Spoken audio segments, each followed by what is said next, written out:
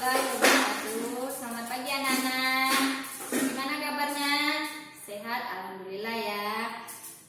Baiklah anak-anak, sebelum kita memulai pelajaran hari ini, marilah kita berdoa menurut agama masing-masing. Berdoa mulai. Berdoa selesai. Nah, baiklah anak-anak, ibu akan absen dulu ya. Siapa yang tidak hadir dan siapa yang hadir.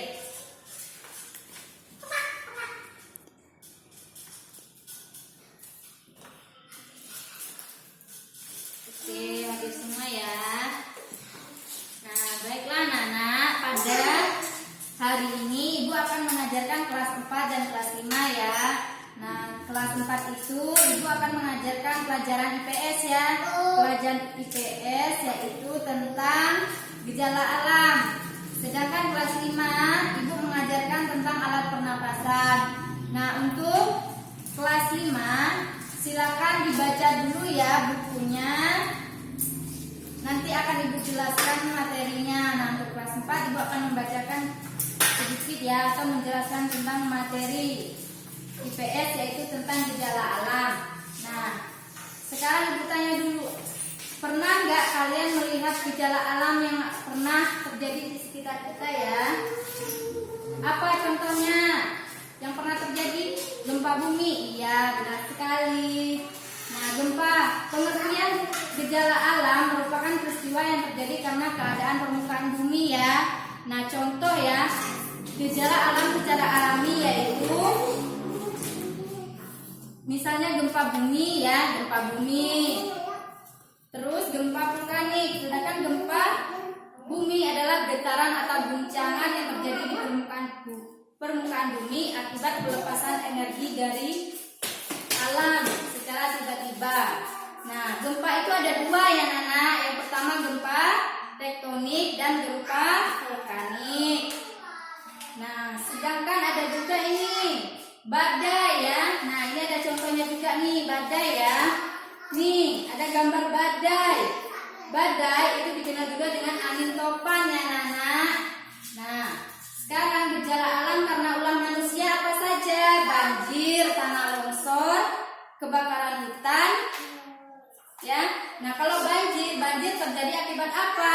Meluapnya air sungai ke daerah-daerah yang berada di sepanjang aliran sungai. Sedangkan tanah longsor ini. Tanah longsor sering disebut juga dengan gerakan tanah terjadi karena pergerakan tanah yang diimbangi dengan kesadaran masyarakat. Kebakaran hutan itu karena setiap musim kemarau banyak hutan di wilayah Indonesia yang terbakar. Hutan sering terjadi di Sumatera, Kalimantan. Nah, untuk kelas 4 itu saja materinya. Nah, sekarang ibu akan memberikan sedikit soal. Silakan kalian diskusikan ya Nana.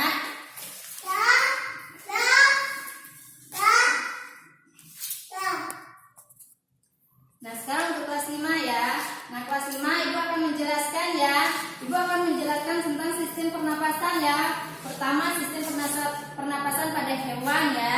Nah, hewan mengambil napas itu dari oksigen dan membuang di karbon dioksida. Nah, alat dan sistem pernapasan pada cacing tanah yaitu namanya vermes. Itu jenis-jenisnya ya. Nah, sistem pernapasan pada hewan itu ada alat dan sistem pernapasan pada serangga atau insekta. Sedangkan alat pernapasan pada reptil ya, hewan yang dikenal diantaranya adalah ular, kadal dan cecak. Sedangkan sistem pernapasan pada manusia yaitu ada hidung, ada faring, ada laring, trakea, bronkus. Nah, sedangkan hidung termasuk dalam rongga hidung ya. Sedangkan faring merupakan persimpangan antara saluran pernapasan. Laring terdapat di bagian belakang faring. Laring terdiri atas 9 susunan tulang rawan berbentuk kotak. Sedangkan pada trakea terdapat jaringan yang disebut silia. Bronkus merupakan percabangan dari trakea serta terdiri atas bronkus kiri dan bronkus kanan. Nah, untuk anak-anak kelas 5, ibu sudah menjelaskan materinya. Silakan ibu dikerjakan. Ini ibu akan kasih soal untuk kalian kerjakan. Silakan diskusikan sama temannya. Nah, baiklah untuk kelas 4 dan kelas 5 silakan dikerjakan. Nanti kalau sudah silakan dikumpul ya. Ya, Ibu tunggu ya.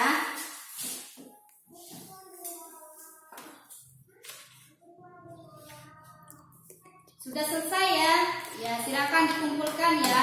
Nah, untuk itu ya tugas di rumah kelas 5 silakan membuat rangkuman ya, rangkuman materi tentang alat pernapasan. Sedangkan kelas 4 itu membuat rangkuman juga, itu membuat tugas tanya jawab atau membuat soal-soal atau rangkuman lah ya, ditulis di buku dan dikumpulkan untuk besok. Ya, baiklah. Materi pada hari ini Ibu cukupkan sampai di sini ya, anak-anak. Ibu akhiri. Wabillahi taufiq wal hidayah. Wassalamualaikum warahmatullahi wabarakatuh. Sebelum kita pulang, silakan kalian berdoa terlebih dahulu ya, anak-anak. Oke, silakan berdoa menurut agama masing-masing. Berdoa mulai. Berdoa selesai. Oke, silakan anak-anak, silakan pulang. Jangan lupa tugasnya untuk besok ya.